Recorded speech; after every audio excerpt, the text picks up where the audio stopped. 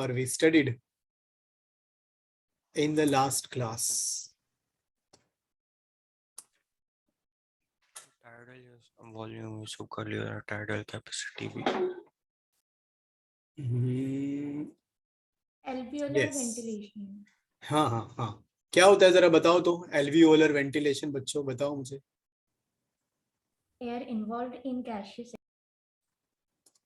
मतलब 1 मिनट में हम लोग कितनी बार ब्रीद आउट करते हैं, ब्रीद इन करते हैं, या फिर रेट ऑफ ब्रीदिंग, जैसे हार्ट बीट होता है वैसे रेट ऑफ ब्रीदिंग को ही हम लोग बोलते हैं एल्वियोलर वेंटिलेशन। और वो कितना होता है normally? Alveolar ventilation is how much per minute? Can you tell कितना होता है? 500 इंटू 12 याद आया क्या? हाँ बच्चों, 500 दैट इज अबाउट 6000। अगर आप लोग 16 टाइम्स पर मिनट ब्रीथ करते हो तो 500 इंटू 16 तो और कितना बढ़ेगा?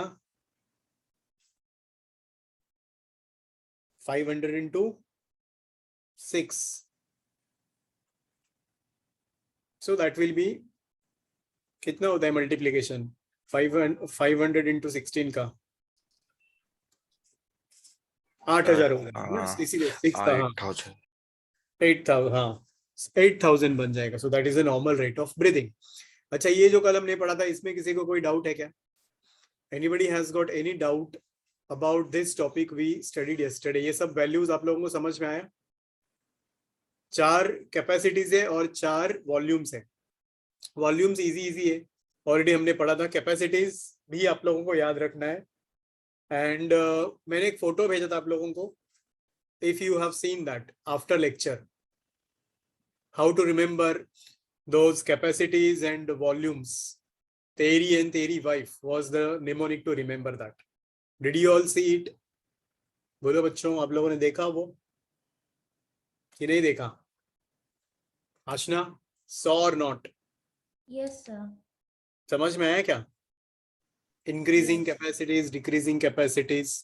नहीं नहीं भैया, कोई निमोनिक वाला वो सब भेजा है, टाइडल वॉल्यूम और वो वही ग्राफ। वही बोल रहा हूँ मैं। वॉल्यूम्स के लिए तेरी इज द वर्ड, वो तो मैंने बताया था। कैपेसिटीज के लिए तेरी वाइफ ऐसा वर्ड है, वाइफ में वी कंसीडर करना है इंस्टेड ऑफ W। चलो फिर आ जाओ आगे बच्चों। Today's topic now we are going to learn is about gaseous exchange. Are you ready for it? Gaseous exchange. So this is about 17.3 in your NCERT textbook. इसका जो number है, topic number in your NCERT, it is 17.3 gaseous exchange. Easy है, simple है। तो जब भी हम लोग बोलेंगे गैसियस एक्सचेंज तो कहां से होगा, किधर होगा? Site of this gaseous exchange will be your alveoli, क्योंकि alveoli are richly supplied with blood vessels. बराबर है, करेक्ट है। तो अभी जो गैसियस एक्सचेंज होता है इसका बेसिस क्या है बच्चों? जो basis of exchange of gases होगा वो डिपेंड करेगा partial pressure of that gas. ये चीज याद रखनी है आपको। अभी इसका मतलब क्या होता है पार्शियल प्रेशर का? पढ़े हो कॉलेज में, स्कूल में आप लोग? हाँ, पार्शियल प्रेशर बोले तो क्या? Can anyone tell me? Partial pressure किसको बोलते हैं? नील, नहीं याद है?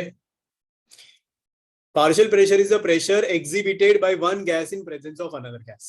Very simple definition. याद रखो, partial pressure is the pressure exhibited by one gas, exhibited by one gas in presence of another gas.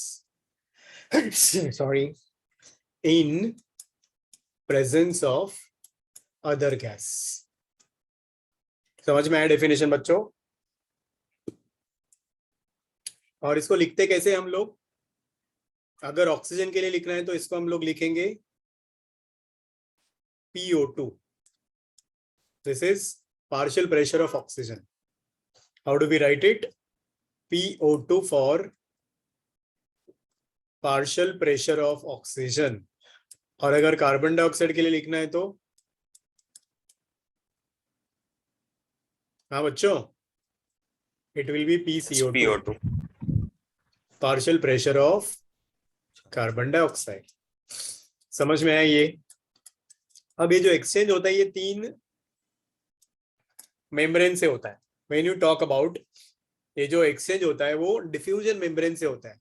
और जब हम बोलते हैं डिफ्यूजन मेम्ब्रेन तो उसमें 3 चीजें इन्वॉल्व होती है. You all must know about.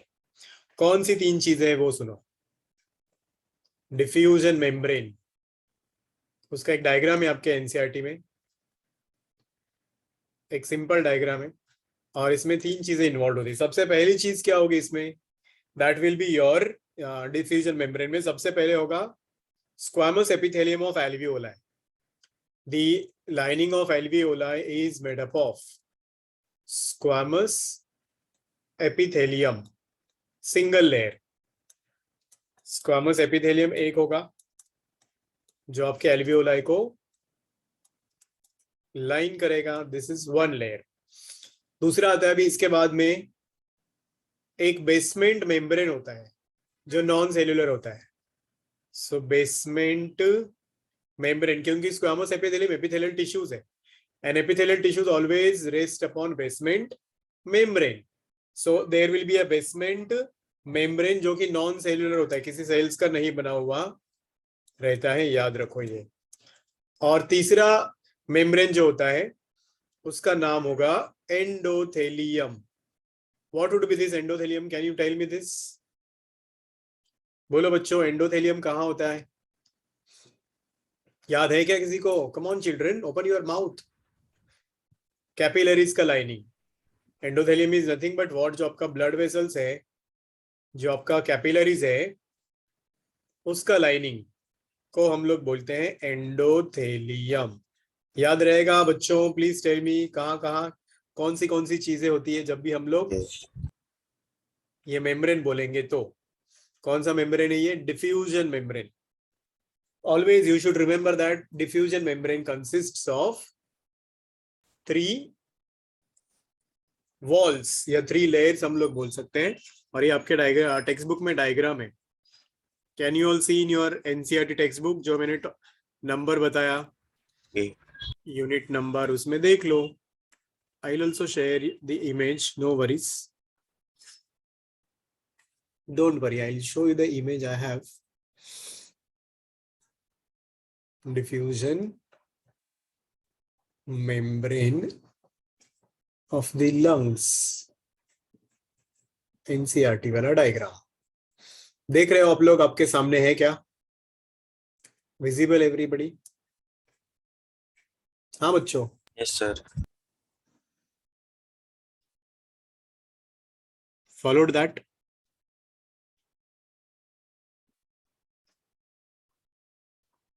एक सिंपल इमेज में दिखाता हूँ आप लोगों को, कोई बात नहीं. That will also help you to understand.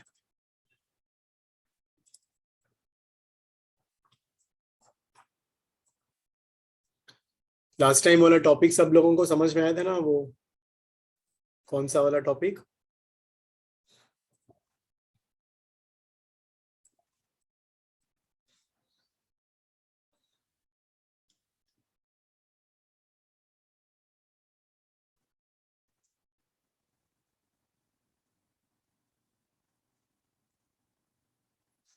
ये देखो बच्चों, 1 इमेज जो आपके एनसीईआरटी टेक्स्ट बुक का ही है. Can you see this? Visible everyone? थोड़ा बड़ा हो गया, अब देख लो. Can you all see this? Please tell me. Upamanyu, दिख रहा है ना?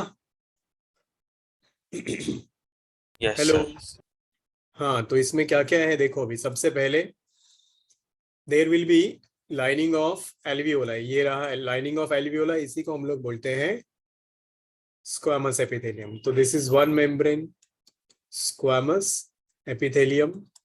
फिर जो दूसरा वाला होगा वो है ये इधर वाली जगह, दिस प्लेस, इसको ही हम लोग बोलते हैं बेसमेंट मेम्ब्रेन। यही डायग्राम आपके टेक्स्ट बुक में है बच्चों, बराबर है ना? Yes sir. बेसमेंट मेम्ब्रेन जो कि नॉन सेल्यूलर होता है, इसलिए हमने यहाँ पे सेल नहीं दिखाया। और ये स्क्वामस एपिथेलियम भी सिंगल सेल्स का एक लेयर है। ऑलराइट, एंड फाइनली ये रहा हमारा ब्लड वेसल, ये है अपना कैपिलरी। Pulmonary artery. कैपिलरी है वो, yes, you can see the label from your text book as a pulmonary artery capillary है, पल्मोनरी आर्ट्रियोल से बना हुआ पल्मोनरी कैपिलरी है ये। कैपिलरी सबसे बाहर वाला है।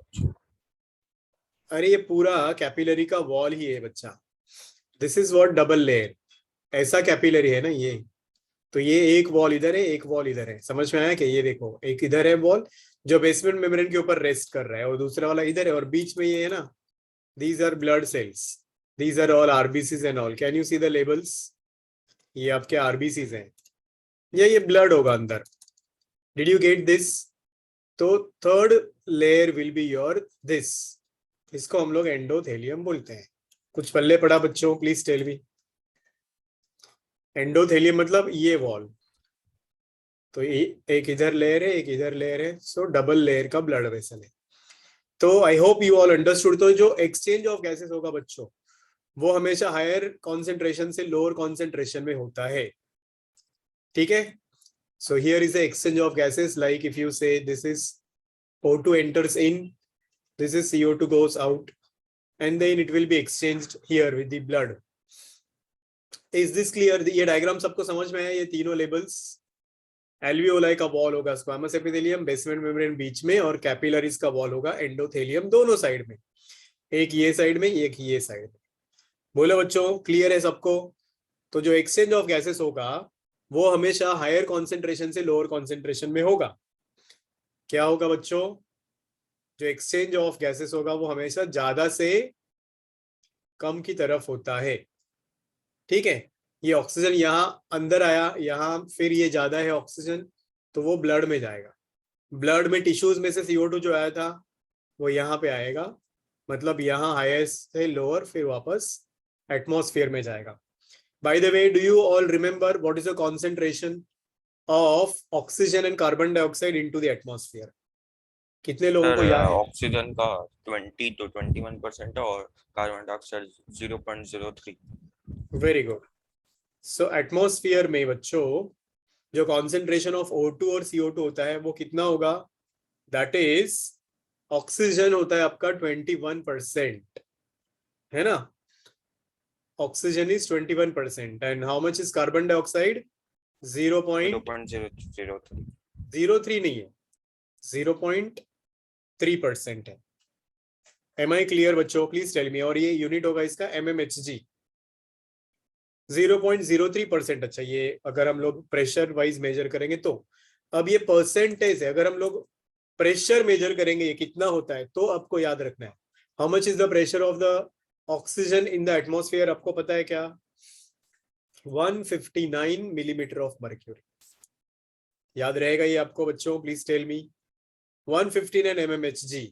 और ये जो कार्बन डाइऑक्साइड है ये वाला, अच्छा इधर परसेंटेज में हम लोग लिख सकते हैं 0.004%, नॉट 0.3, वो तो उसका प्रेशर है। मेक दैट करेक्शन बच्चों। क्या बोला मैंने? आपको समझ में आया क्या? Yes sir. हाँ, क्या समझा बताओ जरा। ये 0.03 is the pressure and not the concentration. तो ये करेक्शन कर लो बच्चों, it should be here 0. How much? 0.03।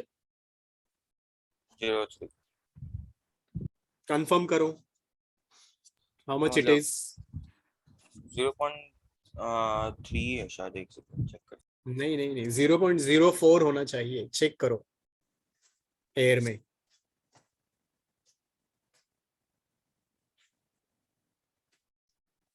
Zero 0.04 ही है। किया confirm?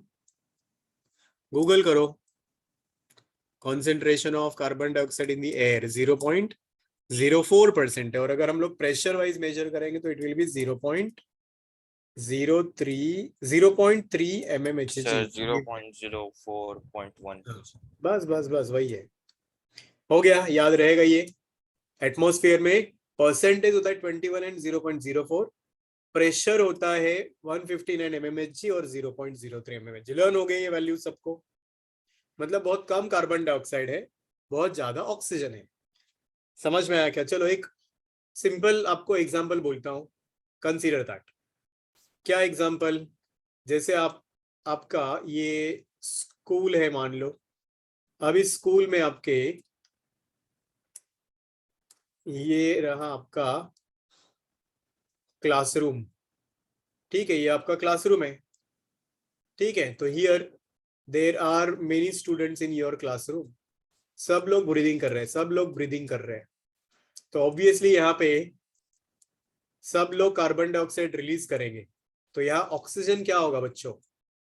O2 will be less, but अगर हम लोग CO2 की बात करेंगे तो CO2 विल बी मोर, क्योंकि सब लोगों का ब्रीदिंग की वजह से कार्बन डाइऑक्साइड ज्यादा होगा इधर। अब इस क्लासरूम से जब अभी यहाँ आपका गेट है और ये कुछ हॉल वगैरह है, अगर इसके कंपैरिजन में आप बोलते हो तो इधर क्या होगा? ऑक्सीजन ज्यादा होगा, कार्बन डाइऑक्साइड कम होगा। Do you agree with me? बोलो बच्चों, are you understanding sir. What I mean to say? अब यहां से बाहर निकलो, ये रहा मेन गेट आपका, ये रहा एटमॉस्फेयर।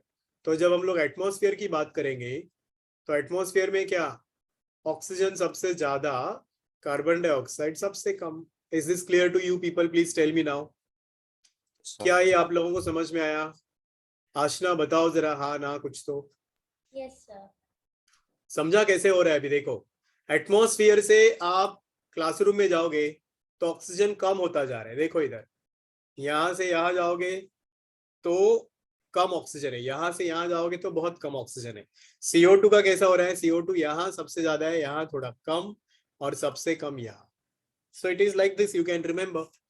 अब यही चीजें आप लोगों को हमारे लंग्स में, हमारे ब्लड में और हमारे टिश्यूज में देखनी है कि कितना कॉन्सेंट्रेशन होता है इन गैसेस का।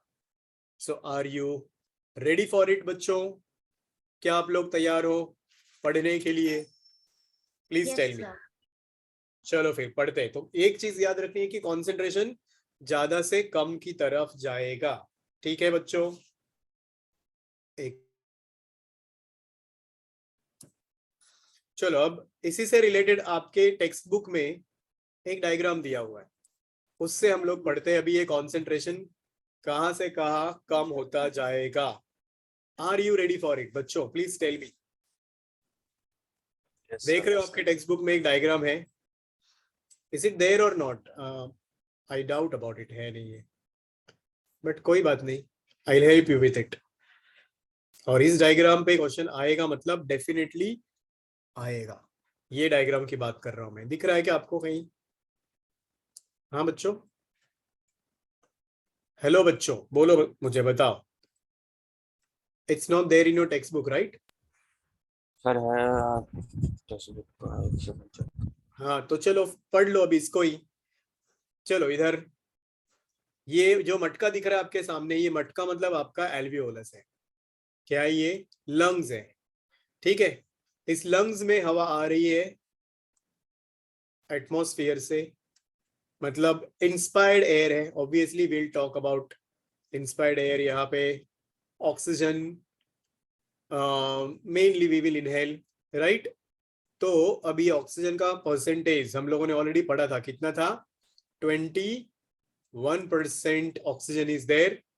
और अगर हम लोग इसका वैल्यू लिखेंगे तो कितना था प्रेशर वाइज? 159 mmHg। एम आई राइट बच्चों? ये समझ में आया आपको? क्या क्या बोला मैंने? हेलो बच्चों, please tell me. Keep Yes. Interacting, keep interacting. और CO2 का परसेंटेज और कॉन्सेंट्रेशन कितना था CO2 का? बोलो बच्चों, CO2 was 0.04%। 0.04.1. यस, CO2 था अपना 0.04% CO2 एटमॉस्फेयर में है और प्रेशर वाइज 0.3 mmHg। ये वाले वैल्यूज क्लियर हो गए सब लोगों को बच्चों? Please tell me. Yes sir. ये हमारा एटमॉस्फेयर है। तो ऑब्वियसली अब देखो, कार्बन डाइऑक्साइड एक्सहेल किया जाता है तो जब वो बाहर आएगा तो सबसे कम होगा। जब यहाँ बात करते हो आप लोग carbon dioxide in the tissues, check करो इधर, यहाँ पे कार्बन डाइऑक्साइड कितना होता है आपका टिश्यूज में? It is going to be 45। ये देखो इधर बच्चों, कितना होता है? 45 mmHg। Can you see this? Please tell me, कितना होता है टिश्यूज में? 45 mmHg। फिर ये ब्लड में आ गया। सो जब ये ब्लड में आ गया कार्बन डाइऑक्साइड, तो ब्लड में वो इम्प्योर ब्लड से, यहाँ देखो अभी डीऑक्सीजनेटेड ब्लड मतलब इम्प्योर ब्लड है, इम्प्योर ब्लड में से ये ट्रैवल करते करते करते करते आपके लंग्स में डिफ्यूज हो जाएगा। तो अब ये इम्प्योर ब्लड में भी उतना ही होएगा, कितना होगा? जितना आपके टिश्यूज में था। तो इम्प्योर ब्लड में भी याद रखो CO2 का कॉन्सेंट्रेशन कितना होगा? बोलो इधर, CO2 का कॉन्सेंट्रेशन ज्यादा होगा, मतलब 45 mmHg होगा। ये याद रख लो। क्या होगा इतना? आपका कार्बन डाइऑक्साइड। और इम्प्योर ब्लड है मतलब डीऑक्सीजनेटेड ब्लड है, जिसमें ऑब्वियसली ऑक्सीजन कम होगा। तो देखो इधर ऑक्सीजन कितना दिख रहा है आप लोगों को? It is 40 mmHg। Did you understand this बच्चों? Please tell me. Yes sir. ये वैल्यू समझ में आए क्या? तो देखो अभी कार्बन डाइऑक्साइड टिश्यूज में 45 है, टिश्यूज में से जब डीऑक्सीजनेटेड ब्लड में आया तो भी 45 ही है। डीऑक्सीजनेटेड ब्लड से जब वो लंग्स में आया तो देखो इधर कितना है? लंग्स में आ गया अभी ये 40 mmHg, मतलब 45 से 40 बन गया। अब ये जब लंग्स में से एक्सहेल होगा कार्बन डाइऑक्साइड तब ये बन जाएगा 0.03 mmHg। कुछ पल्ले पड़ा क्या आप लोगों को बच्चों? Please tell me. Carbon dioxide कैसे कैसे बताओ मुझे? टिश्यूज में 45 mmHg, टिश्यूज में से डीऑक्सीजनेटेड ब्लड में भी 45 mmHg, then from deoxygenated blood lungs में जब हो गया एल्वियोलाई में तो कितना हुआ? 40 mmHg, एंड फाइनली जब वो एटमॉस्फेयर में आया तो 0.3 mmHg। हो रहा है कि नहीं डिक्रीज? बताओ, हाई टू लो जा रहा है कि नहीं जा रहा है? Come on children, tell me yes और नो। आशना बोलो, समझा कि नहीं समझा? ये हाँ, CO2 का ट्रांसपोर्ट जब हम लोग पार्शियल प्रेशर ऑफ CO2 अगर हम लोग लिखेंगे तो कैसे होगा? ये partial pressure of CO2 tissues में सबसे ज्यादा होगा। कितना है टिश्यूज में? लर्न होना चाहिए सब वैल्यूज। 45 mmHg। फिर जब वो डीऑक्सीजनेटेड ब्लड में जाता है तब वो कितना होता है? बोलो बच्चों, कम ऑन जल्दी जल्दी। डीऑक्सीजनेटेड ब्लड में भी उतना ही होता है, 45 mmHg ओनली। फिर डीऑक्सीजनेटेड ब्लड से वो जब एल्वियोलाई में जाता है तो कितना होता है? बताओ जल्दी जल्दी। 40 mmHg। एंड फाइनली जब वो एटमॉस्फेयर में जाएगा तब वो कितना प्रेशर होता है उसका? 0.3. अब क्लियर है सब लोगों को? Please tell me. यस ये लर्न हो गया वैल्यू सबको? एवरीबॉडी टेल मी, सबको लर्न हो गया? Come on, partial pressure of carbon dioxide is learn to everyone. Yes, sir. हाँ ना, कुछ तो बोलो। अब आ जाओ partial pressure of oxygen. Partial pressure of oxygen पढ़ते हम लोग। तो चलो आ जाओ इधर। एटमॉस्फेयर में सबसे ज्यादा होना चाहिए, मानते हो आप लोग? ये देखो 159 mmHg एटमॉस्फेयर में है। एटमॉस्फेयर से लंग्स में आ गया तो थोड़ा कम हो जाएगा। देखो इधर अभी 104 mmHg। Can you see this? हाँ बच्चों, हेलो, इधर कितना है? Yes, sir. 104 mmHg एल्वियोलाई में। अब एल्वियोलाई से वो जाएगा आपके ऑक्सीजनेटेड ब्लड में डिफ्यूज होके। अब जैसे ही वो ऑक्सीजनेटेड ब्लड में जाएगा तो उसका प्रेशर हो जाएगा बच्चों 95 mmHg। Can you see this?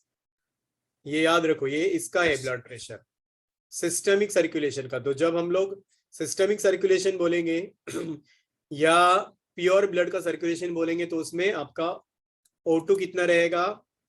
95 mmHg। CO2 कितना रहेगा बच्चों, पार्शियल प्रेशर, ये ऑक्सीजनेटेड, तो यहाँ पे ऑक्सीजन ज्यादा, कार्बन डाइऑक्साइड कम होगा, तो कार्बन डाइऑक्साइड होगा 40 mmHg। तो ये दोनों वैल्यू सेम है, देखो। Are you understanding this? Pure blood में सबको समझ में आया क्या? चलो अब यस सर। अब आ जाओ आगे, टिश्यूज की बात करते हैं। टिश्यूज में ऑलरेडी हम लोगों ने देखा है, यहाँ पे टिश्यूज में अभी ऑक्सीजन 40 mmHg है, कार्बन डाइऑक्साइड 45। सिर्फ ऑक्सीजन पे फोकस करो अभी, चलो। So when you talk about oxygen, यहाँ 95 हुआ, अब टिश्यूज में कितना होगा बच्चों, 40 mmHg, बराबर है ना? ये सेम ही होगा ऑक्सीजनेटेड ब्लड में, टिश्यूज में, ये दोनों वैल्यूज इधर की सेम ही होती है। और फाइनली अब जब ये डीऑक्सीजनेटेड ब्लड से हाँ डीऑक्सीजनेटेड ब्लड से टिश्यूज में जाएगा, तो फाइनली उसका वैल्यू 40 हो जाएगा। तो अगर मैं यहाँ लिखूं partial pressure of oxygen higher to lower, बताओ मुझे सबसे पहले हायर की यहाँ कहाँ पे रहेगा, कहाँ रहेगा बच्चों सबसे ज्यादा? एटमॉस्फेयर में। How much? 159 mmHg। ये इजी है, सबसे सिंपल प्रेजेंटेशन मैंने ये दिया आपको, आपके बुक में वगैरह कहीं नहीं मिलेगा। हाँ कि नहीं बच्चों? एकदम जो डिफिकल्ट टास्क था उसको एकदम इजी कर लिया है हमने यहाँ।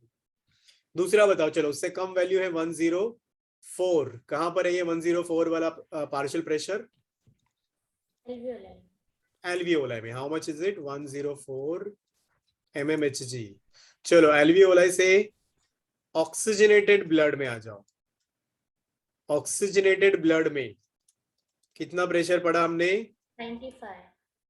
अब समझ में आया सबको? ठीक है। और फाइनली टिश्यूज में गया, ये टिश्यूज में और डीऑक्सीजनेटेड ब्लड में सेम ही होता है ना बच्चों? है ना बच्चों? टिश्यूज में हाउ मच? 40 mmHg। और डीऑक्सीजनेटेड ब्लड में बताओ मुझे, डीऑक्सीजनेटेड ब्लड में भी 40 mmHg। कोई शक? ये वैल्यूज लर्न करने आप लोगों को। ये देखो डीऑक्सीजनेटेड ब्लड में भी 40 mmHg होगा। किसी को कोई दिक्कत, कोई शक बच्चों? प्लीज टेल मी, कैसे सर्कुलेट होता है, ये चेंज होता रहता है, वैल्यू समझ में आया सबको? बोलो बोलो बोलो जल्दी जल्दी, come on children, tell me. Shubhankar, are you understanding this? Shubhankar? Yes sir. Neel को समझ में आ रहा है how this partial pressure changes from tissues to atmosphere and here atmosphere to tissues? हाँ कि ना बच्चों? Are you confident with this diagram? Please tell me. अब इसमें कुछ और चीजें सुन लो आप लोग। कुछ और चीजें मतलब क्या कि we have 21% of the oxygen जो हम लोग इनहेल करते हैं, बोलो, या फिर यूज करते हैं एटमॉस्फेयर का, but when we exhale both. जब हम लोग एक्सपायर करते हैं ना एयर, इसमें दोनों होता है, O2 भी होता है, CO2 भी होता है। ठीक है बच्चों? CO2 तो हम लोगों को पता है 0.3 mmHg होता है, this we already know, but about you can say 16% O2 is also exhaled। मतलब सिर्फ कार्बन डाइऑक्साइड ही नहीं होता है जब हम लोग एक्सेल करते हैं, उसमें ऑक्सीजन भी होता है। कितना होता है ऑक्सीजन बोलो एक्सपायर्ड एयर में? It is 16%। अगर हम लोग यूनिट वाइज देखेंगे तो it is about 116 mmHg।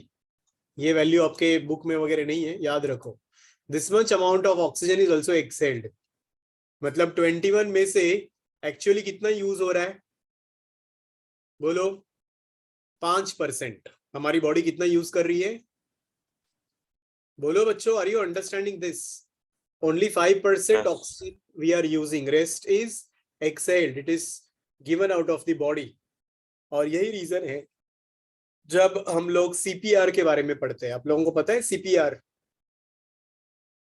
Come on tell me, yes और no?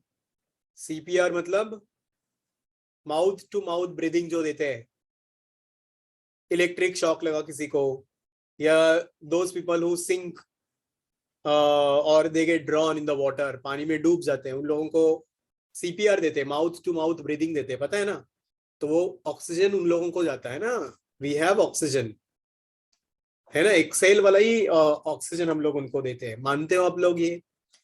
Do you agree with me or not? I hope sir everybody understood this. फिर कार्बन डाइऑक्साइड नहीं निकलता उसमें। वो निकलता है ना, बट उनको ऑक्सीजन जाता है and then they use that oxygen, so that is what carbon you dioxide should. के साथ ऑक्सीजन भी निकलता है। बट वो कार्बन डाइऑक्साइड का कॉन्सेंट्रेशन ऑलरेडी ब्लड में ज्यादा, तो ब्लड में डिफ्यूज होगा नहीं ना, ऑक्सीजन डिफ्यूज होगा क्योंकि उसका कॉन्सेंट्रेशन ब्लड में कम है और एल्वियोलाई में ज्यादा है। समझ में आया क्या? हाउ वाज दिस टॉपिक बच्चों? टेल मी एवरीवन, कैसा रहा ये? इंटरेस्टिंग? हाँ कि ना? इंटरेस्टिंग और नॉट? Yes, sir. गुड। तो कॉन्सेप्ट क्लियर हो गया ये वाला? एक्सचेंज ऑफ गैसेस कैसे होता है, कहाँ से होता है, किसका प्रेशर कितना होता है, जिसका प्रेशर जहां ज्यादा है वो ज्यादा से हमेशा कम की तरफ जाएगा। इसमें जो रेट ऑफ डिफ्यूजन होता है ना, याद रखो CO2 का जो डिफ्यूजन है, carbon dioxide is more soluble, या इसका डिफ्यूजन फास्ट होता है, याद रखो, readily soluble in water, is readily soluble in water, इसलिए इसका जो स्पीड होता है डिफ्यूजन का वो हमेशा फास्ट होता है। कितना फास्ट होता है? 20 to 25 टाइम्स फास्टर या greater than that of your oxygen. कुछ पल्ले पड़ रहा है बच्चों? हाँ कि ना? बोलो जल्दी जल्दी। Carbon dioxide is readily soluble in water, hence it's diffusion is greater or faster than oxygen, 20 to 25 times faster than oxygen होता है। I hope now you are confident with this thing. Is it okay बच्चों? सबको समझ में आया ये? Yes Yes, sir. बढ़िया है। चलो अब हम लोग अगला वाला सबसे इंपॉर्टेंट टॉपिक पढ़ने जा रहे हैं, and that topic is about transport of gases. Another important and interesting topic we are learning now is this: transport of gases. चलो पढ़ते हैं इसके बारे में। सो जब हम लोग बोलते हैं ट्रांसपोर्ट ऑफ गैसेस, तो दो मेन गैसेस है ना जो अभी हम लोगों ने यहाँ पे सुनी थी, O2 और CO2, बराबर है कि ना? और ये कहाँ से ट्रांसपोर्ट होंगे? इसका जो मीडियम होगा of course that is going to be your blood. Medium of transport is of course blood. अब जब हम लोग बोलते हैं transport of oxygen, when we say transport of oxygen, तो 97% ऑक्सीजन अपना आरबीसीज ट्रांसपोर्ट करते हैं। आरबीसीज में भी कौन? हीमोग्लोबिन। ये आप लोगों ने बचपन में पढ़ा है, आप लोगों ने ये तो स्कूल में भी पढ़ा है ना, कि oxygen combines with haemoglobin and becomes what? क्या बनता है वो? ऑक्सी हीमोग्लोबिन, है ना बच्चों? बाकी सारा लिम्फ और प्लेटलेट्स करता है ना। ये है आपका हीमोग्लोबिन। हीमोग्लोबिन में 4 चेन होते हैं, 2 अल्फा चेन 2 बीटा चेन। आप लोगों ने सुना है क्या ये?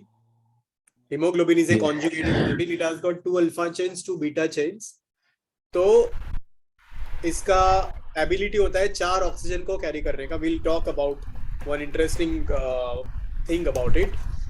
तो ये इधर ऑक्सीजन कंबाइन हो गया, इधर ऑक्सीजन कंबाइन हो गया, इधर ऑक्सीजन कंबाइन हो गया, इधर हो गया, तो सिर्फ यहाँ कंबाइन हो गया, तो कितना % सैचुरेशन हो गया हीमोग्लोबिन का बच्चों? 4 में से एक ही O2 का अटैच हो जाएगा, तो कितना % सैचुरेशन हो गया हीमोग्लोबिन का? 25। 2 ऑक्सीजन उसको कंबाइन हुआ तो ये भी 25, मतलब 50% सैचुरेट हो गया। 3 ऑक्सीजन कंबाइन हो जाएगा तो 75% सैचुरेशन। चारों के चारों अटैच हो जाएंगे तो 100% सैचुरेटेड हीमोग्लोबिन हम लोग बोलते हैं। याद रखो, ये आगे रेफरेंस आएगा। समझा क्या बोला मैंने ये बच्चों? यू अंडरस्टूड और नॉट? वैलेंसी बोल सकते हो आप हीमोग्लोबिन का, 4 ऑक्सीजन वैलेंसी है उसका। जब 4 ऑक्सीजन उसको अटैच होंगे तो वो कंप्लीटली सैचुरेट हो जाता है, उससे ज्यादा नहीं अटैच हो सकते। क्या ये चीज आपको समझ में आई? बोलो बच्चों। तो थोड़ा डिटेल में सुनते हैं। हीमोग्लोबिन 97% ऑक्सीजन को लेके जाता है और जो बचा हुआ 3% है that is dissolved in the plasma. सुना क्या? 3% is dissolved in plasma, liquid part of the blood. ये होता है ऑक्सीजन के बारे में। जब हम लोग बोलते हैं कार्बन डाइऑक्साइड, बच्चों कार्बन डाइऑक्साइड का ट्रांसपोर्ट ही इस चैप्टर में इंपॉर्टेंट टॉपिक है, क्योंकि CO2 का तो ट्रांसपोर्ट छोटे बच्चों वाला टॉपिक है। आता है आप लोगों को CO2 का ट्रांसपोर्ट? पढ़े हो आप लोग? हैम्बर्गर्स फेनोमेनन, क्लोराइड शिफ्ट वगैरह कुछ ऐसा पढ़े हो कि नहीं पढ़े हो स्कूल में? आशना बोलो, remember anything like that? Chloride shift, Hamburger's effect. अब इसमें 5 लॉज हम लोग इस चैप्टर में पढ़ने वाले हैं। बॉयल्स लॉ ऑलरेडी आप लोग पढ़ चुके हो, उसके बाद अभी बोहर्स लॉ हम लोग पढ़ेंगे, फिर हेल्डेन्स इफेक्ट हम लोग पढ़ेंगे, फिर ये अभी जो मैंने बोला हैम्बर्गर्स इफेक्ट भी हम लोग पढ़ेंगे। कुछ याद है इनके बारे में? बॉयल्स लॉ तो आप लोग सब पढ़ चुके हो ना? yes or no? come on, keep interacting, keep talking with me. तो CO2 का ट्रांसपोर्ट कैसे होता है वो सुनो। 70% transport of CO2 is again done in the form of bicarbonates। Bicarbonates के फॉर्म में होता है ये। बाइकार्बोनेट्स मतलब कौन? सोडियम बाइकार्बोनेट्स और पोटेशियम बाइकार्बोनेट्स, ठीक है। फिर